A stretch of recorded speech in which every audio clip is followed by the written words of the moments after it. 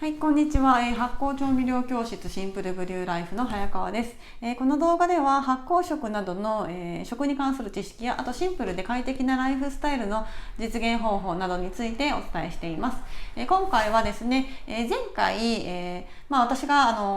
調味料にすごくいろいろこだわっているんですけども、前回は私が自分の家で自宅でですね使っている市販の調味料をご紹介するという動画をアップしたんですけども、今回は手作りの調味料の方ですね、そちらをお見せしようかと思って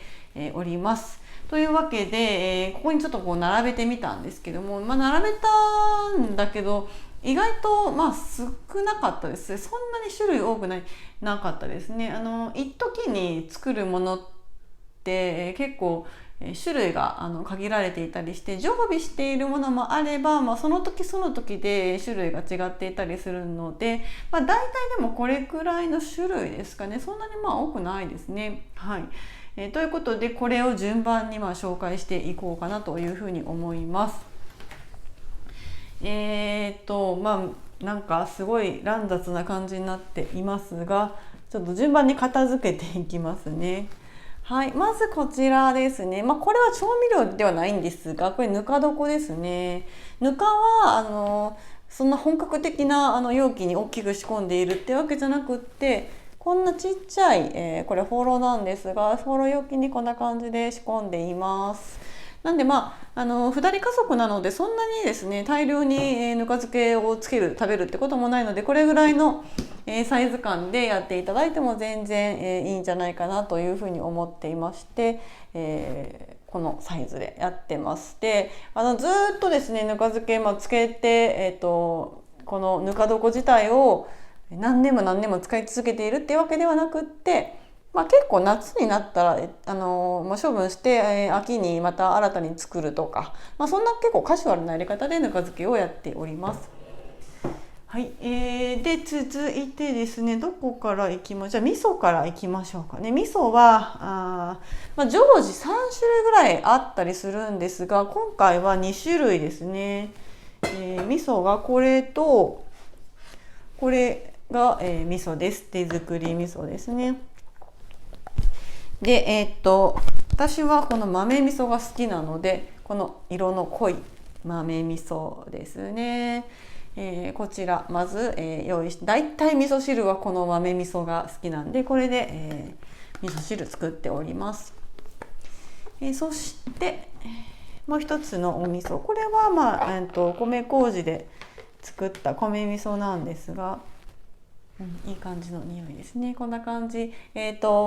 結構豆味噌もなんですけど、大きな樽で仕込んでるんですが、もうこれ出来上がったものなので、こういうタッパーとかに、詰め替えて、冷蔵庫で保存しています。よいしょ。なんで味噌は手作りのものを使っております。そしてですね、じゃあ今度こっち行きましょうかね。これですね、何かと言いますと、これは醤油のもろみです。ここに書いてあるようにですね、最初に仕込んだのが2017年なんですね。2017年に再仕込みしてるんですね。再仕込み醤油です。で、さらにその再仕込み醤油、2017年に再仕込みした醤油に対して2018年に再仕込みしてますね。再仕込み醤油なんです、これ実は。なんで結構これは長期間寝かせてあるものですね。寝かせてあるといっても、これ醤油なんですが、もうほとんどですね醤油として使っていなくって、実際今このもろみドロドロっとしたですね、ちょっと見えるかどうかわかんないですけど、こんな感じの醤油のもろみなんですけども、いい匂いですね。これ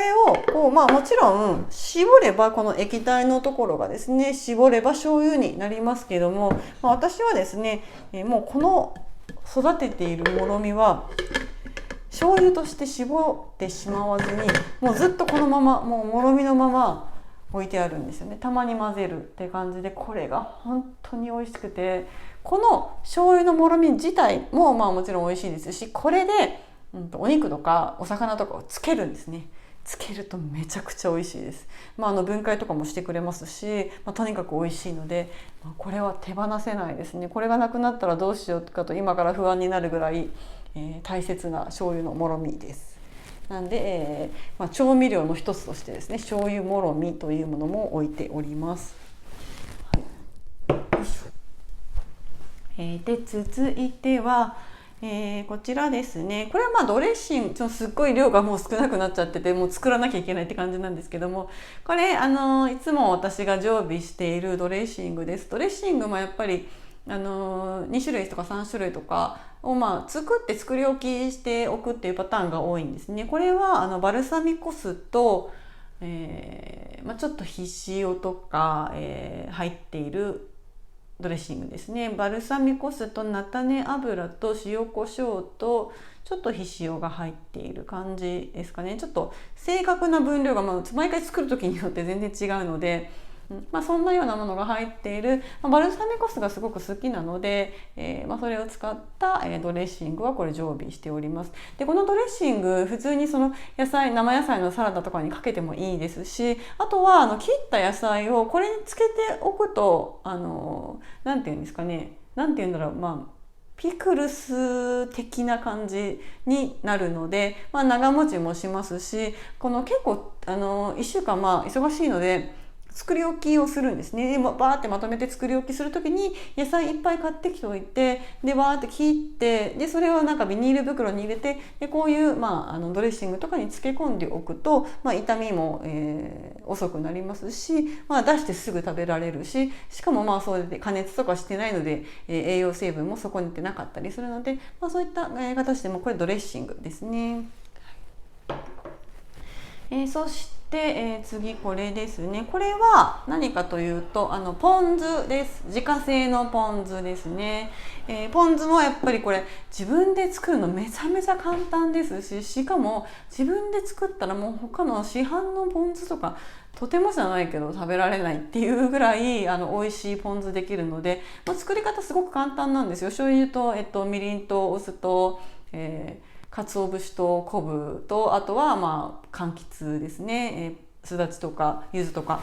そういったものを、入れるだけで入れてもう置いとくだけみたいな感じなんで、ものすごく簡単に作れるので、ポン酢はやっぱりすごくおすすめですね。すごく簡単なんですけども、これ注意しなきゃいけないのが、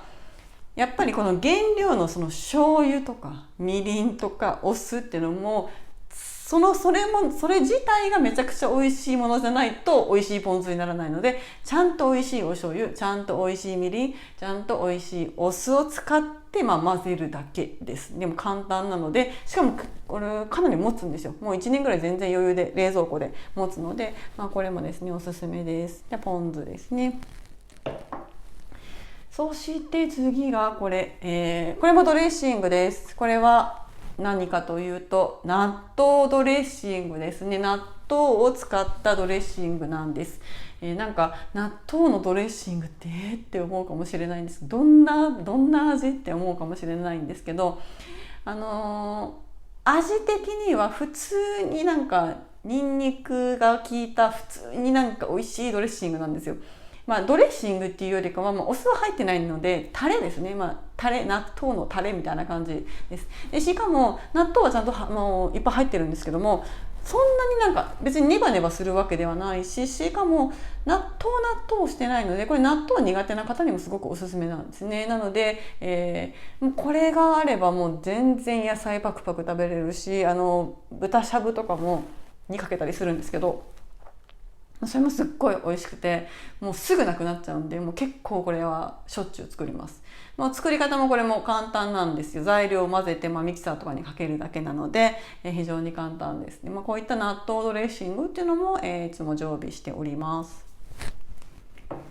はい、そして次は、どうしようかな。これはそうですね。これはこれニンニク醤油ですね。別に何の変哲もないというか、ただ美味しい醤油の中にニンニクを入れたものを置いてあるだけっていう感じなんですけど、たまにここに米麹入れたりもしますけどね、面倒なんで特に入れずにニンニク入れてあるだけで、これちょっとまあねありがちな調味料なんですけど、ただ単に本当に醤油にニンニクボトンボトンボトンって入れておくだけで、ちょっと炒め物ちゃちゃっとしたいっていう時にこれがあったらもう何の炒め物でもまあ美味しいですよね普通に。っていうことで、まあ、これはすごく、使っております。ニンニク最強ですよね。はい、ということで次はですねどんどんいきますね。これはこれもそうなんですけど、よいしょ、これとこれが甘酒を使った、タレですね。結構甘酒をこうベースにした調味料っていろいろ普段から作るんですけども、これは、ちょっと分離しちゃってますけどごまだれですね。醤油とか、ごまとか甘酒とかいろいろ混ぜて作るごまだれです。こういうごまだれ系も作っておくと、これも野菜に普通にかけてドレッシング的にも使えますし、あとはごまあえとかですね、インゲンのごまあえとかなんかありますよね。そういうごまあえ系のものがこういうのごまのタレって作って常備しておくとすぐにあえるだけでできるので、これもすごくいいですね。結構冷蔵庫入れとけば半年ぐらい持ちます。余裕で持ちます。という甘酒ベースのタレ。そしてこれもですね、こっちは甘酒ベースで、これも、醤油も入っているんですが、これはこんな感じの、ニンニクですね。ニンニクたっぷり入っている甘酒のタレです。これもですね、すっごいニンニクの匂いがしてきました。これもお肉をつけておくのにすっごい重宝します。これはもうメインでお肉をつけるのに使ってますね。さっきのニンニク醤油と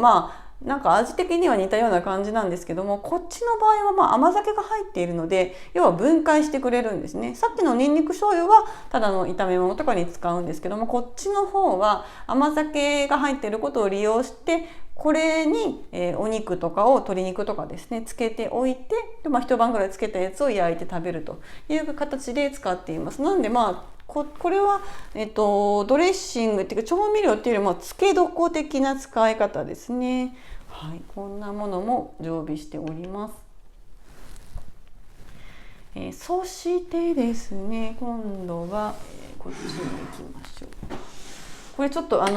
かなり量多いんですが、こんな感じでドスンと仕込んでおります。これは何かと言いますと、よいしょ、ちょっとこれ容器があれで今から入れ替えようかなっていうところでなんですけど、簡易的に仕込んだ容器でプラスチックなんですが、これですね。これ分かりますかね。これ超天醤という、中華調味料なんですね。教室でも発酵中華調味料超天醤という教室をやったりしてるんですが、要は発酵と、中華調味料、唐辛子と米麹が入ってるっていうものです。で、ちゃんとこうやってねブクブク発酵してくるので、いろいろね酵素とかも入っていますし、もうこの唐辛子が、頂点唐辛子っていうですねちょっと珍しい唐辛子を使うんですが、もう唐辛子がすごくいっぱい入っていることによって旨味もすごくありますし、うまくて辛いみたいな感じの調味料です。なんでこれは本当にもうすっごいおすすめですね。中華調味料的な、ありますよね。なんとかパーとか、ああいう、別にそんなピーにする必要はないのかもしれないんですけども、そういう市販で売られている発酵じゃない中華調味料の代わりになりますよ。旨味もたっぷりだし辛いし、で味もちゃんとねついてますし、醤油の味ベースなので、かつその発酵の要素が入っているってことですっごい美味しいです。もう何につけても美味しいです。辛いのが好きな人には特におすすめですね。はい。で続いてこれですね。またこれちょっと大きいんですが、こんな感じのホーローの容器に入れております。でこれは何かというと、これひしおですね。よいしょ、見えますかね。こんな感じでひしおを仕込んでます。ちょっとこれもだいぶ量少なくなってきたんで、そろそろ継ぎ足しをしなきゃなっていうところなんですが、ひしおです。で必塩は本当にこうやって大量に仕込んでもうしょっちゅう使うので、大量に仕込んでいます。よいしょ。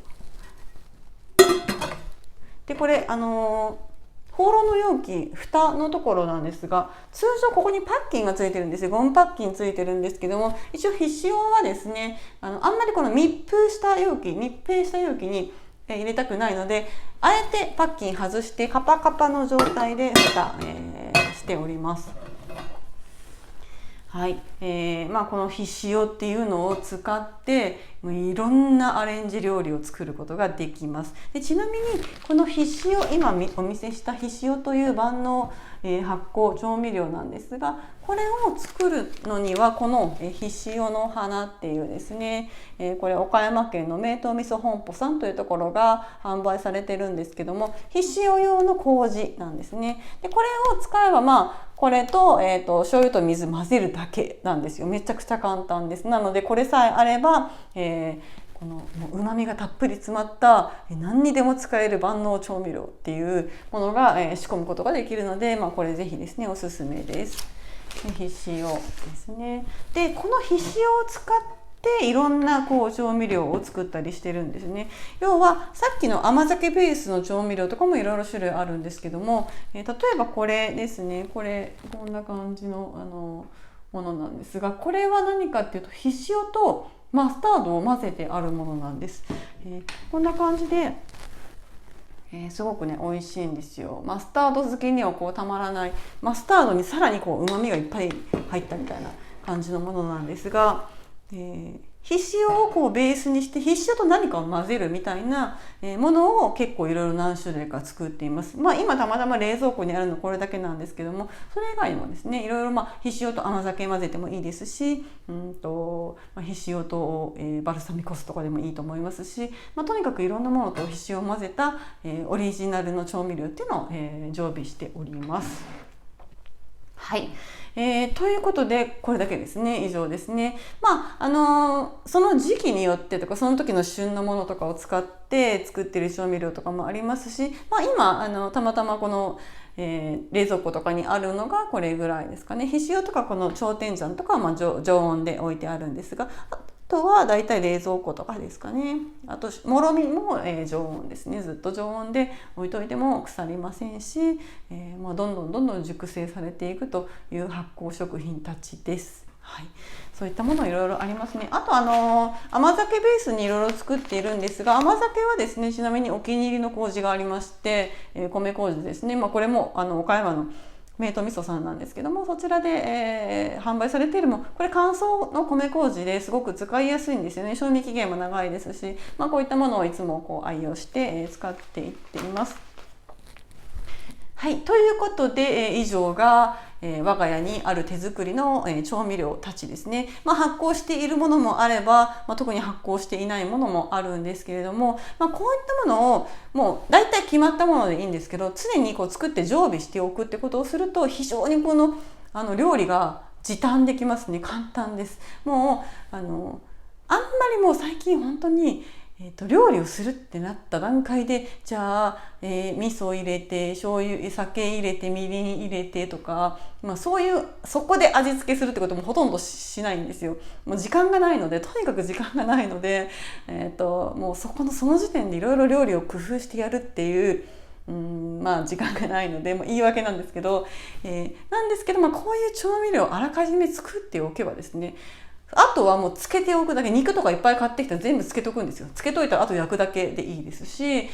もう炒め物とかするにしても、じゃあ今日はこの調味料でこれで炒めようとか言って、これを入れて、あとちょっと塩とかするだけで、炒め物を作ったり、あとはさっきのこういうのとかでちょっと和えるだけとか、野菜切ってこれかけるだけみたいな風にできるので、非常に